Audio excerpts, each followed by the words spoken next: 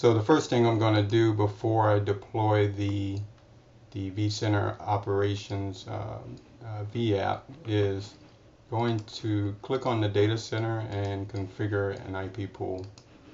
So we're going to go ahead and click add. We'll give the pool a name,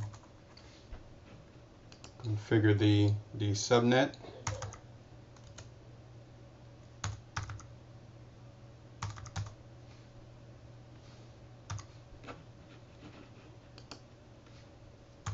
Enter in the gateway.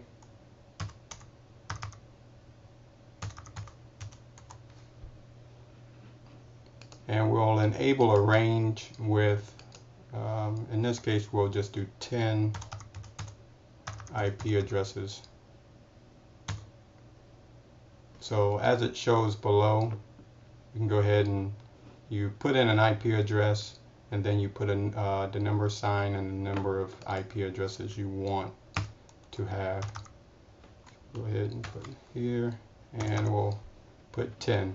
So if we click on the view, this will show us the IP addresses that are going to be assigned for this IP pool. We're not going to configure IPv6. We're not going to configure the DHCP. But in the DNS, we're going to go ahead and give this, set this the DNS domain.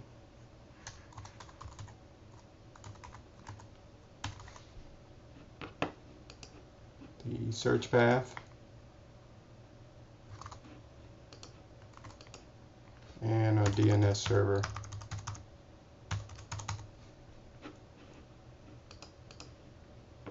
We're not going to put in a proxy, but we will need to associate one of the networks here. I'm going to associate the VLAN 35 network. Then we'll go ahead and select OK. So we created the IP pool. Now let's import the virtual appliances.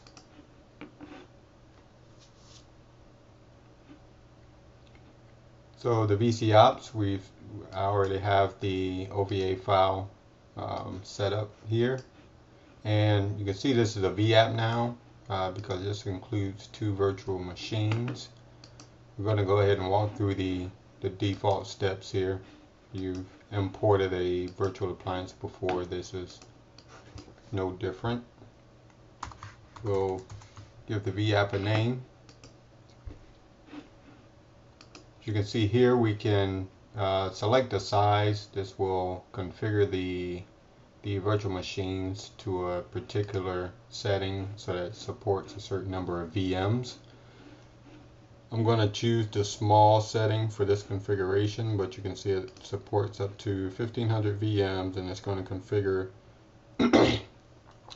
4 vCPUs and 16 gigs of RAM for the vApp. And if we had changed this to medium, you can see these settings changes for the different configuration. We'll go ahead and just finalize this installation and get the virtual machines imported.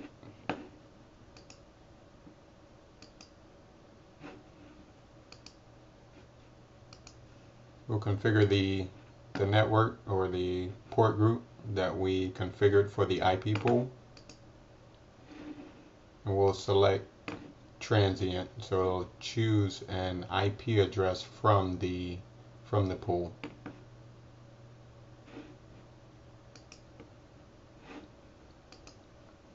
And set the time, and we'll go ahead and power these on.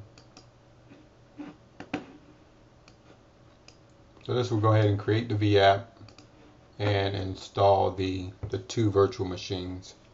Okay, now both virtual machines have been configured and they are booted up. We go ahead and check in the manager. You should see that it has an IP address.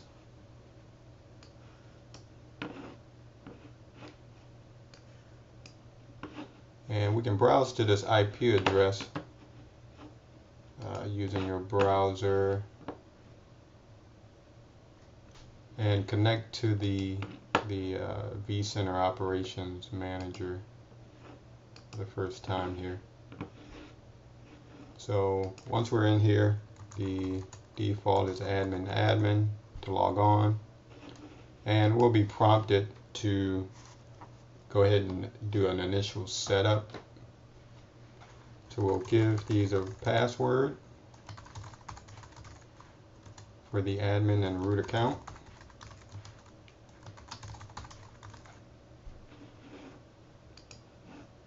We'll click next. And then we'll specify the virtual machine, the vCenter server that we want to monitor.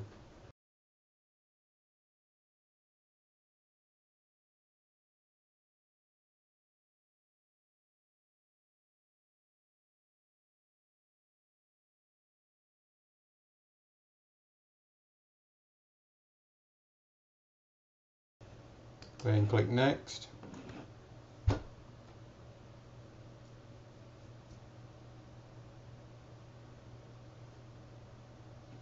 We'll go ahead and accept the security alert, the certificate information.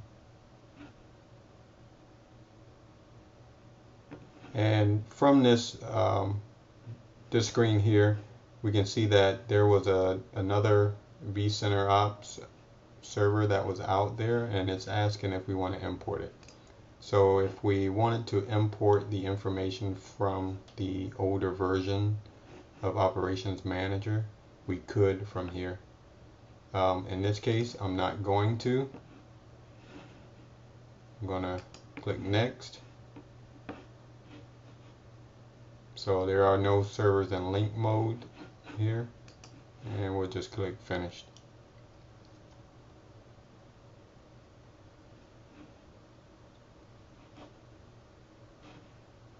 So we'll go ahead and force the registration here. Shows that it failed. Click yes.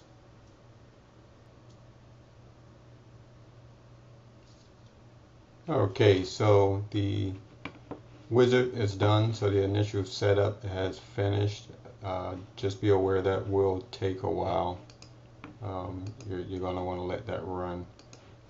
From here, we can go ahead and set up email reporting, and if we need to do updates, we could do updates from here.